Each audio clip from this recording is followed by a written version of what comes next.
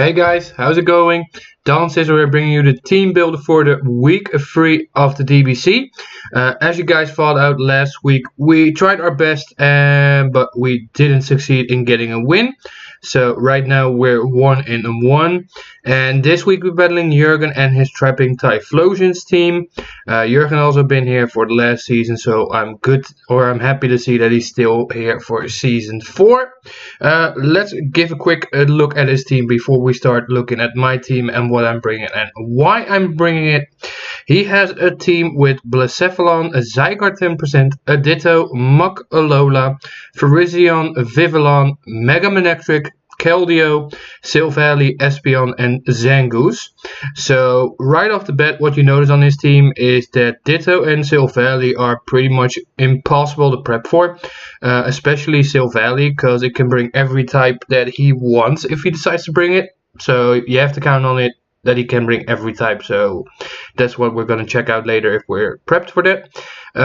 Ditto, what I always do with Ditto is if I bring, let's say, Pokemon number 1, as you can see is already Scolipede over here, I have to check what my Scolipede counter would be in my own team, just to prevail that I'm not going to get swept by one Pokemon entirely on its own.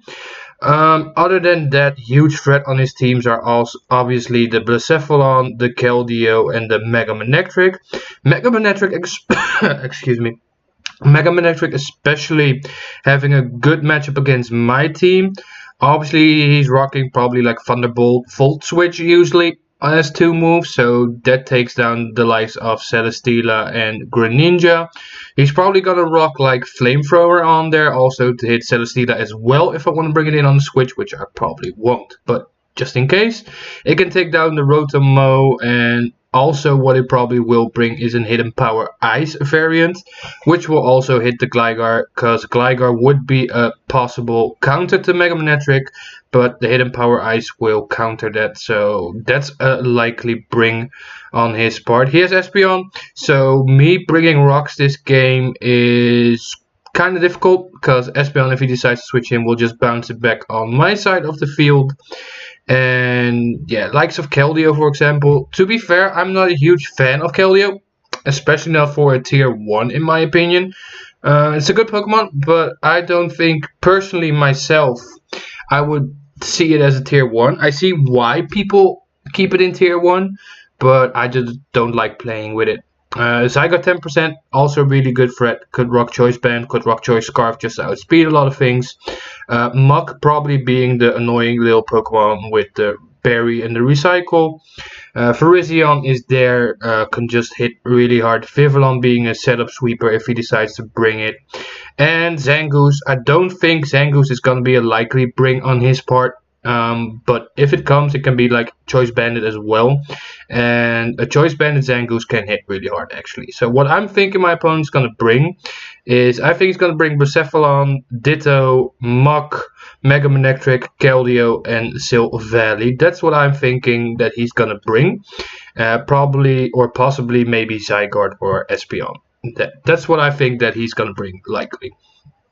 So when I was looking at my team and deciding what I was going for, right off the bat I noticed Scolipede had actually a pretty good matchup if I could bring it on the right moment. So I decided to take Scolipede with me this time. Nothing too special with the AV spreads. I just want to hit as hard as possible. It's rocking Speed Boost. Unfortunately, I cannot pass the Speed Boost on somebody else. Otherwise, I would have probably used Baton Pass on here. But Scolipede Roadrunner is rocking Sword Stance, Earthquake, X-Scissor, and Aqua Tail. Earthquake obviously being able to hit the likes of a Blacephalon, for example, and a Muk really hard. X-Scissor being there as a good stab move, Aqua Tail hitting the likes of, for example, a Zygarde really hard, maybe even a Silvally, depending on what type he's going to bring. And yeah, the Sword Stance is obvious, just putting me in a good position, can put a lot of pressure on his team. Decided to go with the Ockerberry instead of, for example, a Life Orb on here. Ockerberry just gives me a chance to like deal with Blacephalon, even if he has a speed or a beast boost. I should be able, depending on the calcs that he has, but I should be able to outlive that and then just take the Blacephalon out. So Scolipede's looking really solid over here.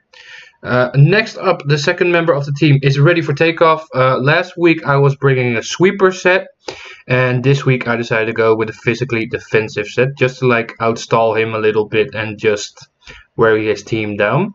So Celesteela this week rocking the Wakan Berry for the Mega Manectric if in case it decides to Volt Switch or Thunderbolt or whatever. I'm rocking Leech Seed, Toxic, Heavy Slam, Protect. So Toxic being there to stall out or to like deal damage to Pokemon more, so you cannot outstall that. Protect just giving me some recover or giving me some recovery if I have Leech Seed off, or just to stall down the Toxic even more. So I'm rocking a Careful Nature, as you guys can see.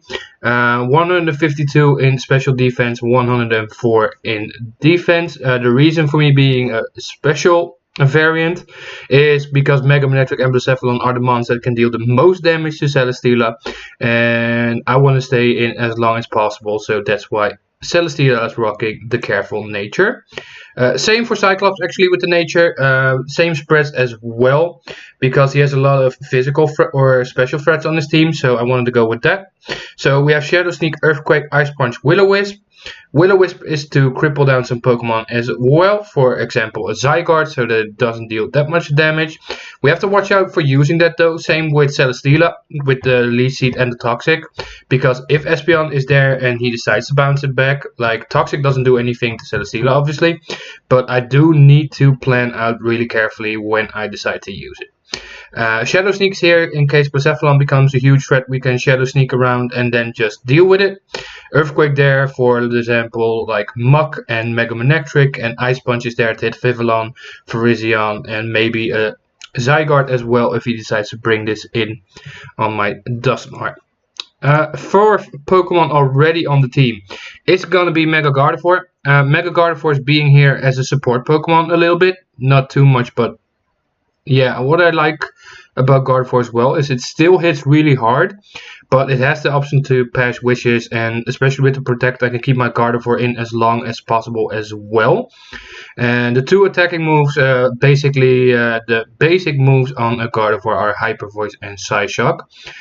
Modest Nature with 252 in HP to be a little bit more bulky, 252 in special attack to hit as hard as possible. With that 165 special attack, it just hits amazingly hard, so he does not want to take a hit from a Mega Gardevoir.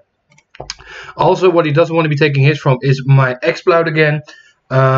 Exploud actually proving this season already that it's really gonna be useful. I don't have to think about it a lot. The only real good counter he could have to it could be Silvally Steel. That could be like taking some Boom Burst. Other than that, there's not one single Pokemon that likes taking a Boom Burst from this beast. So that's why I'm just running my normal Exploud again with 252 in HP, 252 in special attack. Modest Nature here again. Choice Specs item to make that special attack set even hit harder. Boom Burst, like I said, just being there to hit everything. Fire Blast, Surf, Extra Sensory, just some coverage moves. For example, if I'm on a 1v1 versus a Vivillon or Virizion, Fire Blast would obviously be better. Surf would obviously be better against a Blacephalon, and that's why I have to bring it. But it's probably most likely gonna be just Boom Bursting away and then dealing as much damage as possible. Last but not least, my boy Hexorus is coming again. Was quite doubting on the last pick what I would bring. There was also the option to go for like a Greninja for some spikes or whatever. But like I said, I already have Toxic, Leech Seed, and a Will-O-Wisp on 2 Pokemon. And with the possible Espeon there, it wouldn't.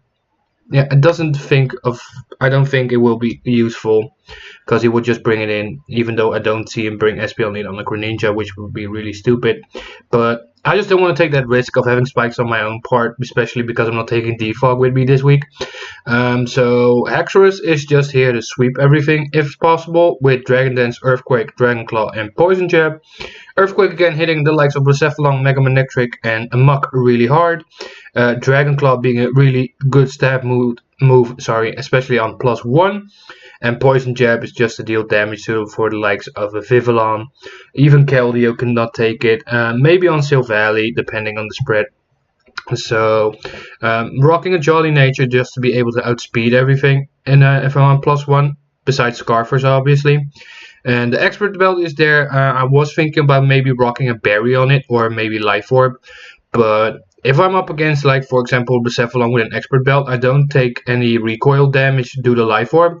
And if I outspeed with an Earthquake, it just knocks it out. Same with Manectric, just knocks it out. And that's why I wanted to hit really hard as possible. So yeah, I think this team has a really good matchup against him. Jurgen obviously being 1-in-1 himself as well. So I'm looking forward to a good battle, you guys. Like I said, he's probably gonna bring Blacephalon, Ditto, a Mach Alola, a Mega Manectric, and Keldeo in Sylph Valley. That's what I'm gonna think he's gonna bring for his 6th most likely Pokemon. So anyway, you guys, thank you very much for watching. As you guys already know, if you're new to the channel, you don't, so that's why I'm telling it as well. The team builders are always here on the Saturdays, and tomorrow I will be discussing the replay with you guys to give you my view on how the battle went. So thank you very much for watching. Leave a comment in the comment section down below what you think of this team and of Jurgen's team as well.